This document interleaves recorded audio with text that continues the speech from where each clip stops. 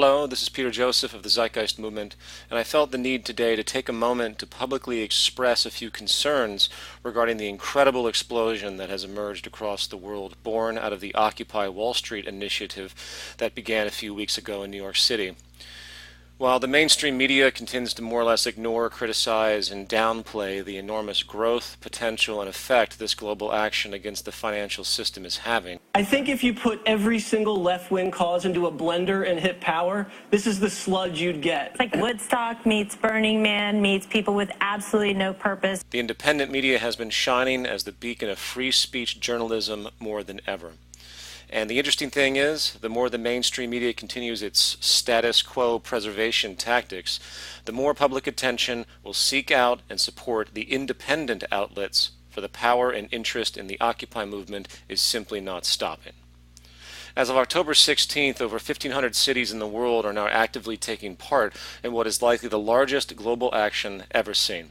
And I suspect many other seemingly different economic protests currently occurring worldwide will eventually unify with this global Occupy movement as well. And while peaceful protest has been a staple of this action, police brutality and violent outbreaks are unfortunately occurring in pockets, and this is something of deep concern to me. It is one thing for all of us to give lip service to nonviolence in such a situation, and it's another to be educated and strategic in your work to restrain it. I speak not only to participants here, but also to law enforcement, and hence the government and financial powers they represent. In the case of violence occurring within the Occupy movement, it's critical that if you see any person beginning to act in a violent manner, you work with others to stop them in a peaceful way or make sure others are separated and not triggered into it. There's an important book that I recommend called The Crowd, A Study of the Popular Mind, which takes great care to discuss mass reactions. While many of us might think we can be completely objective and independent in our actions, the fact is we are deeply influenced by the effects around us. The mob mentality can take hold almost subconsciously. This is very important to recognize within yourself and others in order to be vigilant on both fronts. On that note, it is also critically important law enforcement understand these dynamics as well. If you, the police, expect the crowd not to be violent, then a concerted effort to withhold your communication of it is required. Just as a single rogue person can trigger an entire group to jump on board with violent acts, so do violent actions coming from you, the police. The more you show violence, the more likely it will generate it. And needless to say, well, there are many more protesters than there are police, and your weapons will be absolutely meaningless if these mobs ever were to turn against you. It is in your self-interest and protection to stop reacting in abusive manners. Every time you hurt or abuse another human being, you plant the seed of permission for them to hurt and abuse you and others. You have nothing to gain by using force and everything to lose in the end. Now, that all aside, there's a quick point I would like to make with regard to demands and transition. I don't pretend to know what will occur as this movement continues to grow, but unless an informed, relevant set of demands are made, its effect will be minimal.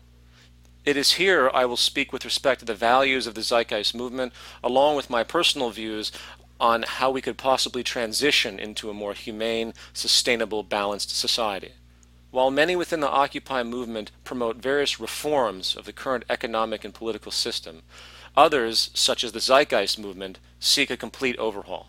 It is not the purpose of this video to expand upon the complete train of thought present in the Zeitgeist movement's observations and proposals, but suffice it to say, we seek a system based upon resource management as the starting point of all industrial decisions, coupled with a recognition that the efficiency enabled by our modern understandings in science and technology will be what can provide and meet the needs of the entire human population and create true sustainability.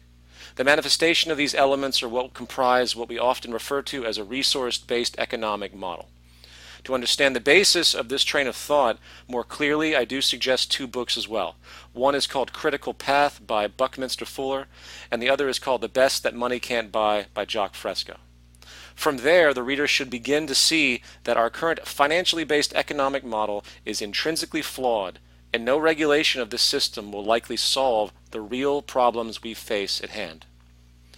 And if this view is accepted, the view that we need to employ a completely different socioeconomic model to meet the needs of the human population and become truly sustainable on the planet Earth, the question, of course, becomes, how do we get there? In my personal view, the Occupy movement could be the seed for a transition out of the current paradigm and into a new one. By its natural evolution, the Occupy movement has characteristics that are very revealing with respect to the true nature of the problems at hand. The fact that this act of contempt is occurring without borders, or in certain cases, without even respect to the political system itself, rather targeting the financial system, shows an amazing new awareness. My first suggestion is to unify the regional movements into a global entity through representatives, where each major region has a personal link to each other. I believe this is starting to occur already. Then meetings need to occur with these representatives to plan more concerted actions to reinforce the global unity and presence. Second, a decision needs to be made as to where your main focus is. To keep but reform the current system, or to work to basically remove it as a whole. And obviously, there can be a transitional phase incorporating both as well.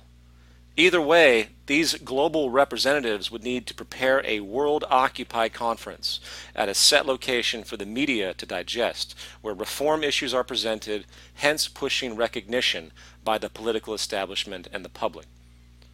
In the case of reform, this is where each regional group gains the recognition and organizes themselves to be able to engage their country-specific governmental bodies. In the case of complete revolution and the interest to remove the model itself and install a totally new system, as advocated by the Zeitgeist movement, a more radical undertaking is required.